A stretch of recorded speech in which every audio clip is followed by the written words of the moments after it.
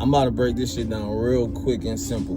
You know what I'm saying? Because it really will vary. But most people, when they think vending, they think about, what up, people? So, this video was upon request from one of the YouTube homies. You know what I'm saying? I can't remember his name right now, but he know who he is. You know what I'm saying? Shout out to you. So, for this type of topic, I think to go in, I would need to have a PowerPoint. So I'm gonna try to break this shit down as quick as possible, as much information as I can put in. All right. So when it comes down to placing a vending machine into a location, we have to consider the times.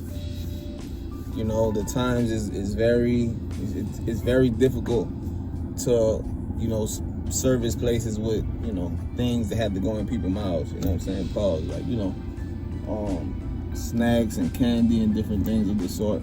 Like a lot of places you'll see, they closed down, taped up, yellow tape, crime scene type shit, you know what I'm saying? So, what you really have to do is consider the time. So, whenever you approach a place with whatever type of machine you're gonna have, whether that be a soda, snack, gumball, ATM, anything vending, you know what I'm saying? Anything that's self-serving that people can use themselves, you know what I'm saying? Whenever you're doing that, you want to go into these places with that as your selling point. You know what I'm saying? That you considering the COVID-19 situation, and you want to let them know that you're available at all times to service it, and you're gonna always keep it sanitized and ready for use and shit like that. You know what I'm saying? So you want to use that as a PowerPoint. But the first thing you got to do, man, you got to know what type of machine you're gonna use. And once you know what machine you can pay for, or you feel like it's it's up your alley, then you want to go and try to find a location that will be good for your business. So let's just say, for instance, it's a gas station and you're trying to get into the ATM business, right? What you would do is you would go to that gas station, even if it's not a gas station that you're aware of. You want to make your face known first. You want to become somebody that when you walk in, the people that work at the store and own the store, they already know who you is. You know what I'm saying? So whenever you go do memorable things like, help somebody pay, get somebody change or something, if they, short or something, office, I don't know, you'll be able to think of something when the time comes. It always happens, you know what I'm saying? Or let somebody skip you or something, anything, man. But you want to do memorable things so that the people has an idea of your character. So you always want to do stuff that they'll look at like, it's a good dude, you know what I'm saying? So then, make sure you build up a rapport with them. And maybe a month or two later, you have your machine, you talk to them very casual, as if it's not a business situation. Like, yo, man, there's always people in here, and,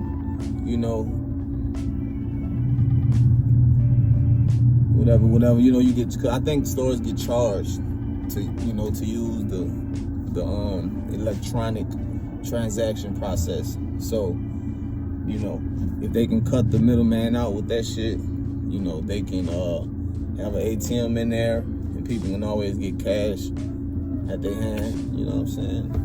And it's a business that, it's around as long as cash around. So, but that's not the topic. ATM not the topic. My whole thing is the easiest way to get vending machines in a location, to make the long story short, is build a rapport with whatever store you plan on putting your vending machine. Everything else will work itself out. You just have to be, make sure you understand how much it's gonna cost to invest in whatever you get in. Make sure you understand, the overhead of whatever you get in. Make sure that, you will have a good ROI, which is return on investment. Make sure all that is aligned first, to make sure it's even worth it. You know what I'm saying? Because a lot of times, any business, man, we invest in it because it's something that we know people make money out of, but it's not just because it's good for them, it won't always be good for you. You know what I'm saying? For different reasons, and we find those reasons out the hard way usually. But what I'll say is, know what you're getting into. You know what I'm saying? But when it comes down to getting in locations, man, all you need to really worry about, if you don't want to, you know, if you're professional with it, if you want to be professional shit, I have to do some PowerPoints because we can get deep with that. Because I have a lot of opinions that I think work. Because all this shit really come down to personality, you know what I'm saying, and influence on the person while you have, you know, their attention when you're in their presence, you know what I'm saying, and then being able to make it seem as if whatever you have will be an asset to, it will help them out.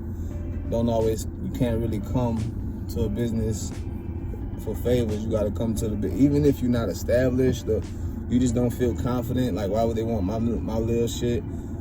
You know, you always can benefit somebody. If you know, you just have to, reach in that mind of yours and, find the answers yourself. But that's basically what it is, man.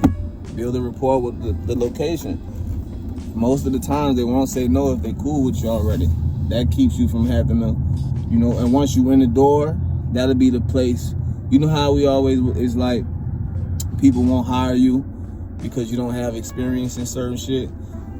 A place like that where you built a friendship before a business, or I won't even say a friendship, just a relationship before it was a business transaction or whatever, that will be your starting point. That will be when that's the people that gave you your opportunity, you know what I'm saying? And when the time comes around, you want to get them something, you know what I'm saying? Bring them a nothing but cake or something, you know what I'm saying? Just, show them you appreciate them, even if you're paying a certain percentage, you'll know what to do. Like, a lot of times, I think it's good to be informal, but people kind of complicate shit. You know what I'm saying? The complicated shit should be read, not really seen. You know what I'm saying? The complicated shit need to be taken in. It need to be read over and over to fully understand it. Because when you know that shit and it's in you, it make it easier to move. You know what I'm saying? It don't feel, it's calculated, but it feels, it's easy to do. So, yeah, man. All y'all gotta do is build a relationship. No, find out what you want. Find out what kind of machine you want, and think to yourself, how could that machine be a service to the place? Or you can do it the other way. You can find a place that you like, and then find a machine that can, be of value to that place. Either way. And then once you do that, don't bring up nothing to a machine. Just start going. Like, if it's a store that you went in and you seen potential in it, just start going to that bitch. Even if it's out the way, just start going to it. Doing shit like paying for shit. And when you got change, just say, nah, man, you could just keep the change for the next time I come and I might be short. And they'll keep it. And then the next time you go, don't even ask about the change. Come back with the right amount. You know what I'm saying? And then, you can do it over and over. And then, it's building a relationship, man. Business is based on relationships, and relationships is based on business. You know what I'm saying? So at the end of the day, man, all the numbers and the letters and the writing and the words and all these things, that's cool. But when you get personal,